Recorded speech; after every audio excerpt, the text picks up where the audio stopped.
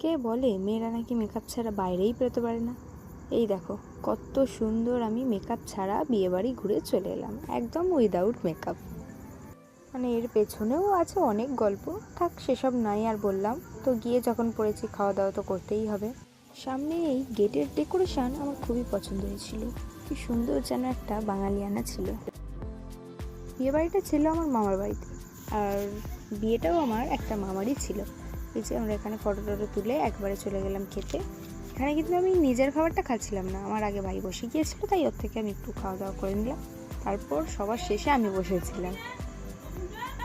খেতে আমি একদমই ভালোবাসি না, কিন্তু খাবার প্লেটে নিয়ে ফটো তুলতে আমার খুবই ভালো লাগে। মানে আবেগের বসে ওই নিয়ে ফেলি দিয়ে আর খেতে পারি না। আইসক্রিম কিন্তু আমি পুরোটাই খেয়েছি। এরপর আমার বোন দেখে যে ওর প্রিয় ঠাকুরের কাছে অনেক নোংরা, তো এটা ও নিজেই পরিষ্কার করে দেয়। এবার আমি বাড়ি যাই, আর তোমরা চ্যানেলটা অবশ্যই সাবস্ক্রাইব করে দিও। তো চলো টাটা।